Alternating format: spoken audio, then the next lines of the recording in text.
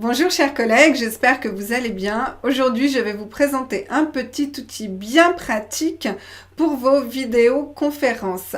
C'est un outil qui m'a été proposé par une personne sur ma chaîne YouTube. Je l'ai testé, je l'ai adoré et j'ai voulu le partager avec vous. Quel est cet outil? Eh bien, c'est un tableau blanc comme vous avez sur le logiciel de vidéoconférence Zoom. Je vous l'ai déjà présenté. C'est une fonction de partage, un tableau blanc sur lequel vous pouvez faire des dessins, annoter, écrire, enfin faire plein de choses. Vous pouvez maintenant faire la même chose sur les autres logiciels qui ne sont pas pourvus de cette option.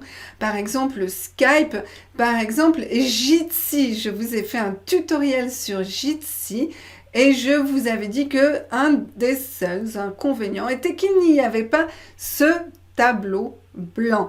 Alors, vous n'en avez peut-être pas besoin, mais pour les personnes qui apprécient ce type d'outil, eh bien, je vais vous en présenter un que vous pourrez associer à n'importe quel logiciel de vidéoconférence. On y va. Alors là, je suis sur le site web de ce que je vais vous présenter aujourd'hui, Classroom Screen. Classroom Screen, et pour arriver là, eh bien, j'ai tapé classroomscreen.com. Alors, ce qui est intéressant, c'est de connaître un petit peu leur histoire, et on découvre en fait qu'il a été créé par, alors ce système a été créé par un prof de sciences qui a voulu, dans sa classe, avoir un logiciel qui lui permettait de mieux gérer ses élèves et surtout de leur donner de meilleures instructions. Il s'est rendu compte que ses élèves, souvent, étaient un peu turbulents ou n'étaient pas attentifs parce qu'ils ne savaient pas ce qu'on attendait d'eux. C'est bien de replacer ça dans ce contexte pour que vous compreniez ensuite les options que je vais vous présenter. Donc j'imagine que ce monsieur Lawrence Coppers avait un tableau blanc interactif dans sa classe et il a pu associer ce logiciel à son tableau blanc interactif, ce qui lui a permis de mieux organiser sa classe. Ensuite, le logiciel a été amélioré par Sébastien De Vries, qui est un informaticien, le voisin de Lawrence Coppers. Et ils se sont associés ensemble pour développer ce produit et en faire un outil encore mieux conçu. Alors, je vais vous le présenter maintenant. Ce qu'on va faire, c'est que nous, on va détourner cet outil qui est à la base fait pour être utilisé dans une salle de classe. Nous, on va le détourner pour nos vidéoconférences. Donc, pour démarrer, c'est assez simple. Alors là, vous êtes sur le site web. Là, je vais cliquer sur la page d'accueil, ici. Voilà. Et ensuite, là, vous avez Launch the New Class Screen. Donc, c'est un classroom screen, pardon. Donc, c'est un écran pour la classe. On clique dessus, ça démarre tout de suite. Alors, là, vous avez un écran connecté et vous pouvez... Alors, je vais vous présenter je vais d'abord vous présenter les options. Et ensuite, je vais vous montrer comment l'intégrer dans votre classe virtuelle. Alors, on commence avec le fond. Là, vous cliquez sur les backgrounds. Donc, c'est en anglais. Je ne sais pas, peut-être que vous pouvez changer. Oui, vous pouvez changer. Là, ici, dans Language, vous pouvez choisir le français. Voilà, si vous préférez. Voilà, donc tout est en français. Donc, vous allez sur Fond.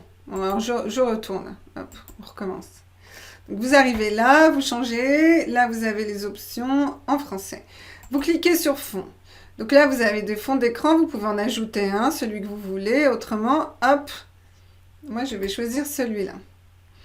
Voilà. Alors, je vais vous présenter dans l'ordre. Donc, nom au hasard, eh bien, vous tapez le nom des élèves. Donc, par exemple, Pierre, Sam, Elodie... Et puis, alors, là, j'ai tapé 4 prénoms et ensuite, je clique sur Choose Et il a choisi Sam. Donc ça, ça peut être intéressant. Imaginez que vous pouvez, à la place de prénom, mettre d'autres choses en fonction de la matière que vous étudiez. Ça peut être intéressant. C'est une façon de choisir de manière aléatoire un sujet, une personne, etc., etc. Bon, c'est un gadget, mais c'est intéressant. Au niveau des... Alors là, vous avez toujours le rond des options. Et puis là, vous pouvez eh bien regarder, changer le background, voilà. Hop, première chose. Alors ici, la flèche. Alors attendez, ça, je le ferme. Ensuite, vous avez la flèche vers le bas. Ça permet d'agrandir ou de rétrécir. Et vous avez la flèche ici pour... Alors, vous pouvez déplacer comme ça. Et puis, vous pouvez fermer. Vous avez les dés. Donc là, je pense que vous comprenez. On va prendre 3 dés. On va les lancer. Et hop. Je ne sais pas si ça peut vous être utile, moi en tant que prof de français, pas trop. Niveau sonore, en fait. Alors, le niveau sonore, je pense que ça permet, en fait, de détecter le niveau sonore de la classe. Et si on dépasse un certain seuil, par exemple, on va mettre sur 4, eh bien, la cloche, une petite cloche va sonner. Donc, par exemple, pour moi, pam. Bon, alors là, je n'ai pas dépassé le niveau sonore.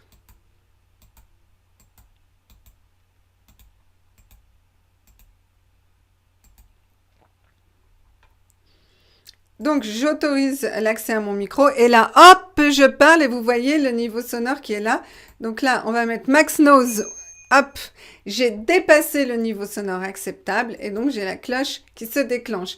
Alors, vous voyez que ça a vraiment été fait pour une salle de classe. C'est vrai que nous, en vidéoconférence, oh, quoique, ça peut être utile aussi, c'est à vous de juger.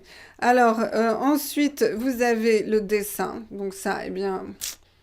Donc, vous prenez la zone de dessin, vous avez les options, hop, vous choisissez la couleur,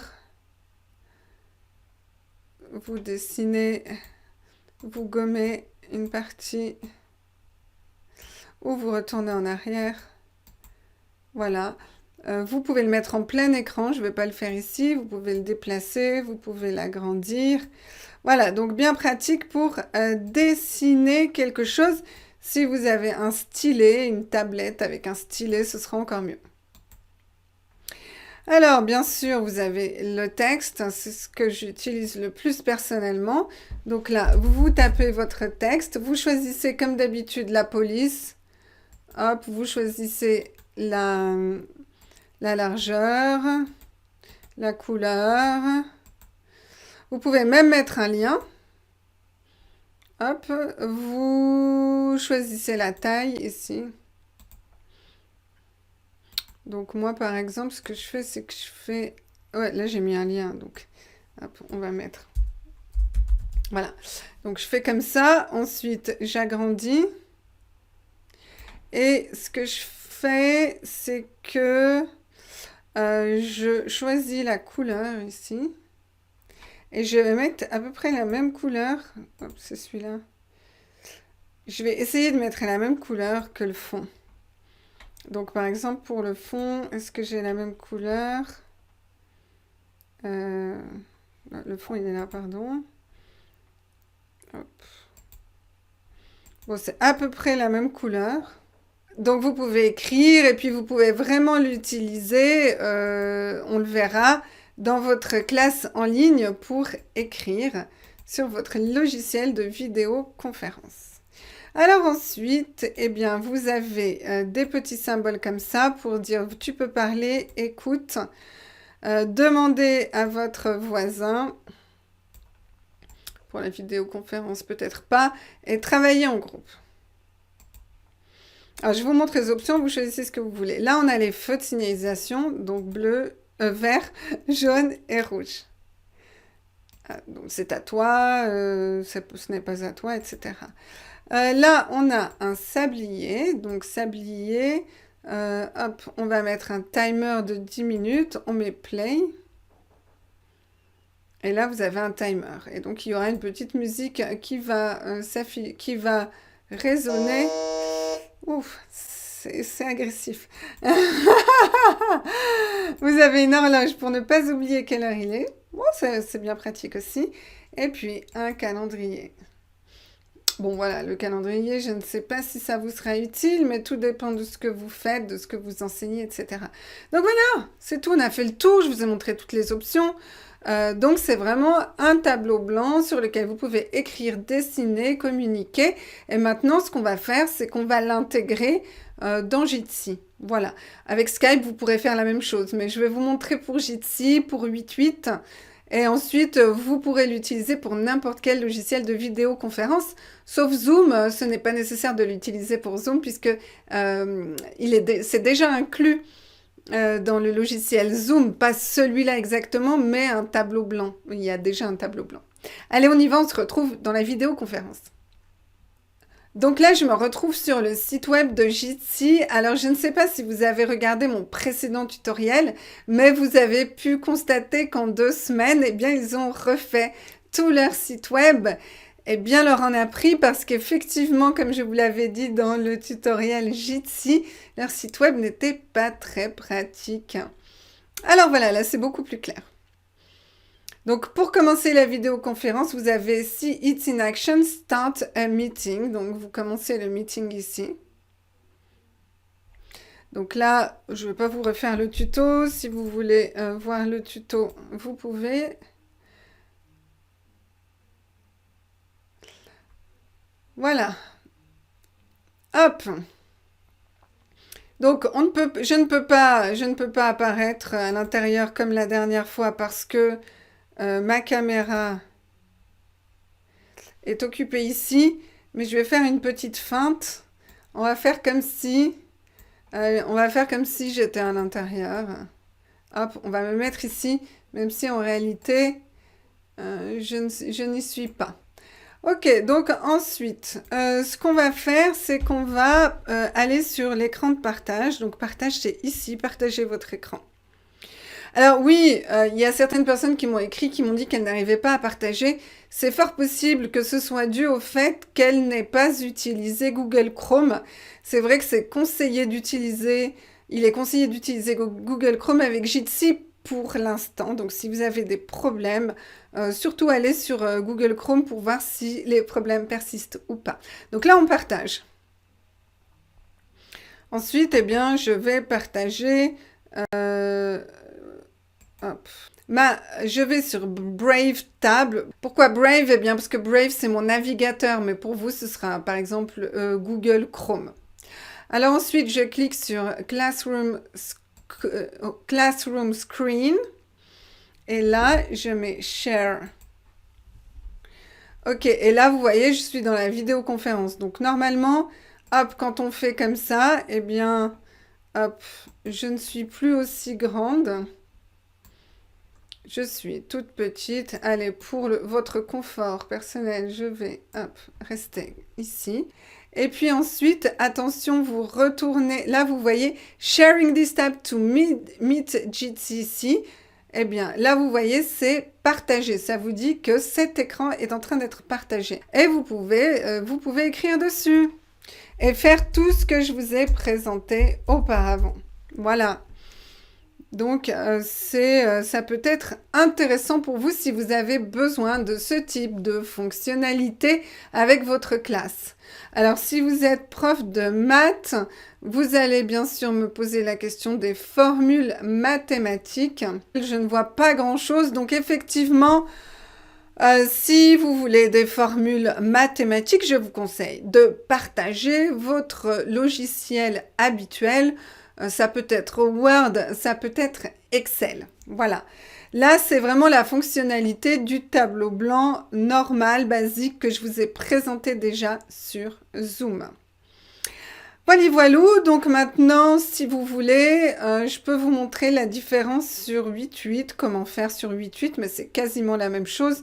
Donc, si vous avez déjà tout compris, eh bien, vous pouvez...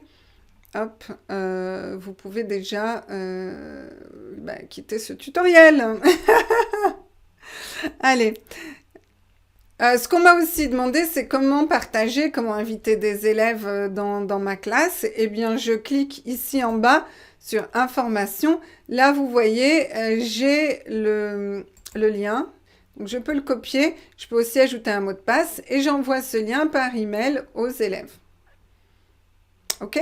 Alors maintenant, je sors et puis on va tester avec 8.8. Ok, d'accord. Donc là, on est dans 8.8 et puis on va commencer la vidéoconférence. Donc on va cliquer sur démarrer. Je flotte dans les airs. Ensuite, hop, impossible d'accéder à ma caméra. Je vous refais pas le schmilblick, c'est comme d'habitude. Ma caméra est déjà utilisée. Donc là, ce qu'on va faire, c'est qu'on va partager l'écran comme tout à l'heure. Donc on va cliquer ici et ensuite là, on va choisir fenêtre d'application. D'accord, ça c'est important.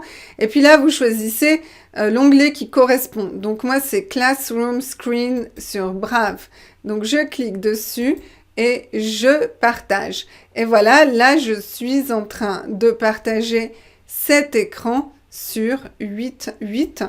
Donc, toutes les modifications que je vais faire vont être vues par les apprenants. Vous terminez le partage d'écran et vous êtes de retour sur votre 8.8. Voilà, donc on a vu comment faire avec 8.8, avec Jitsi, c'est un petit peu la même chose.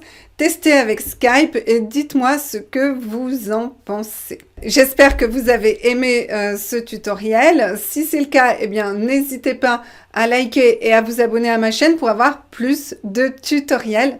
Sur ce, je vous dis à très bientôt pour de nouveaux tutos. Ciao, ciao!